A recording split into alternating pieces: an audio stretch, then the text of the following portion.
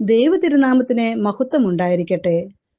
ഇന്നത്തെ ചിന്തയ്ക്കായി ഞാൻ തിരഞ്ഞെടുത്തിരിക്കുന്ന വേദഭാഗം സങ്കീർത്തനങ്ങൾ 103 അധ്യായം അതിന്റെ 1 മുതൽ 5 വരെയുള്ള വാക്യങ്ങളാണ്.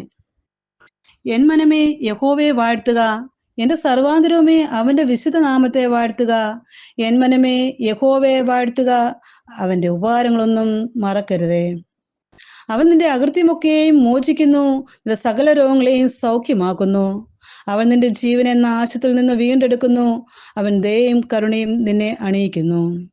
നിന്റെ യൗവനം കഴുകനെ പോലെ പുതിയ വരത്തക്കവണ്ണം അവൻ നിന്റെ വായ്ക്ക് നന്മ കൊണ്ട് തൃപ്തി വരുത്തുന്നു.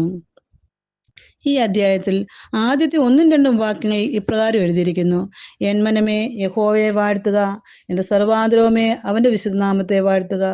എൻ മനമേ യഹോവയെ വാഴ്ത്തുക, അവന്റെ ഉപകാരങ്ങളൊന്നും മറക്കരുതേ.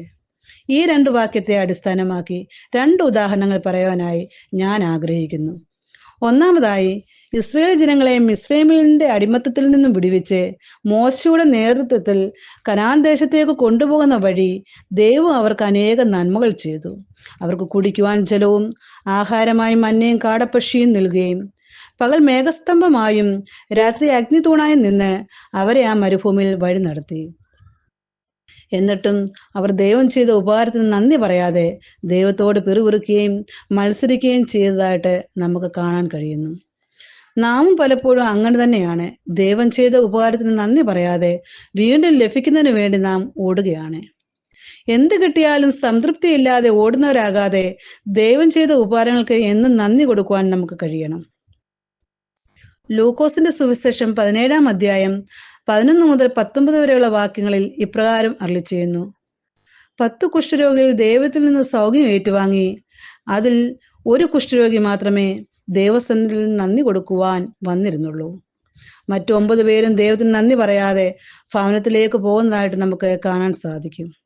ആ 9 പേരെ പോലെ ആകാതെ ദൈവത്തിന് മഹത്വം കൊടുക്കുവാൻ വന്ന കുഷ്ഠരോഗിയെ പോലെ നാം ദൈവസന്നിധിയിൽ നന്ദിയുള്ളവരായിരിക്കണം. ഇതിന്റെ 3-4 വാക്യത്തിൽ ഇപ്രകാരം പറയുന്നു: അവൻ നിന്റെ അകൃത്യമൊക്കെയും മോചിക്കുന്നു, നിന്റെ സകല രോഗങ്ങളെയും സൗഖ്യമാക്കുന്നു. അവൻ നിന്റെ ജീവനെ നാശത്തിൽ നിന്നും വീണ്ടെടുക്കുന്നു. അവൻ ദയയും കരുണയും നിന്നെ അണിയിക്കുന്നു. ഇതിന്റെ 3-ാം വാക്യത്തിൽ നമ്മുടെ പാപങ്ങളെ മോചിച്ച് നമ്മളെ സൗഖ്യമാക്കുന്ന ക്രിസ്തുവിനെയാണ് നാം ഇവിടെ കാണുന്നത്. കർത്താവായ യേശു ക്രിസ്തു ഈ ഭൂമിയിൽ വന്ന് കഷ്ടത അനുഭവിച്ച് നമ്മുടെ ഓരോരുത്തരുടെയും പാപങ്ങളുടെ പരിഹാരത്തിനായി ആ കാൽവറി ക്രൂശിൽ യാഗമായി തീർന്നു. നാം ഓരോ നിമിഷവും പാപത്തിന് അടിമപ്പെട്ടിരിക്കുന്നു. എന്നാൽ നമ്മുടെ കർത്താവ് ഇതൊന്നും കണക്കിടാതെ നമ്മുടെ പാപങ്ങളെ നമ്മോട് ക്ഷമിച്ച് നമ്മുടെ രോഗങ്ങളൊക്കെയും സൗഖ്യമാക്കുന്നു. ബൈബിളിൽ അനേകം പാപികൾക്ക് അവരുടെ പാപങ്ങളെ ക്ഷമിച്ച് അവർക്ക് രോഗം സൗഖ്യമാക്കി കൊടുക്കുന്നതായി കാണാൻ സാധിക്കും. മർക്കോസിന്റെ സുവിശേഷത്തിൽ 2-ാം അധ്യായത്തിൽ പക്ഷപാതക്കാരനോട് നിന്റെ പാപങ്ങളെ മോചിച്ചു തന്നിരിക്കുന്നു, എഴുന്നേറ്റ് കിടക്കയെടുത്ത് വീട്ടിലേക്ക് പോക എന്ന് അരുളി ചെയ്യുന്നത് നമുക്ക് അറിയാം. അതുപോലെ 38 വർഷമായി ബെത്സയിദ കുളക്കരയിൽ കിടന്ന ആ മനുഷ്യനെ അവന്റെ പാപം ക്ഷമിച്ച് അവനെ രോഗസൗഖ്യമാക്കിയതും നമുക്ക് കാണാൻ സാധിക്കുന്നു. പാപങ്ങളെ ക്ഷമിക്കാനും രോഗങ്ങൾക്ക് സൗഖ്യം തരുവാനും ഈ ലോകത്തിൽ കർത്താവായ യേശുക്രിസ്തുവിനല്ലാതെ ആർക്കും കഴിയുകയില്ല. ആകയാൽ നമുക്ക് കർത്താവിൽ ആശ്രയിച്ച് അവനിൽ വിശ്വസിച്ച് മുന്നോട്ട് യാത്ര ചെയ്യുന്നുവെങ്കിൽ അവൻ നമ്മുടെ പാപങ്ങളെ ക്ഷമിച്ച് അവൻ നമ്മുടെ രോഗങ്ങളെ സൗഖ്യമാക്കും. 4-ാമത്തെ വാക്യത്തിൽ ഇപ്രകാരം അരുളി ചെയ്യുന്നു: അവൻ നമ്മുടെ ജീവനെ നാശത്തിൽ നിന്ന് വീണ്ടെടുക്കുന്നു, ദയയും കരുണയും നിന്നെ അണിയിക്കുന്നു. അവൻ നമ്മുടെ പ്രാണനെ മരണത്തിൽ നിന്ന് വിടുവിച്ച് ജീവനുള്ളവരുടെ ദേശത്ത് ജീവനുള്ള ദേഹിയായി നിർത്തിയിരിക്കുന്നത് നമ്മുടെ സാമർഥ്യമോ ശക്തിയോ ഒന്നുമല്ല, ദൈവത്തിന്റെ ദയയും കരുണയും ഒന്ന് മാത്രമാണ്.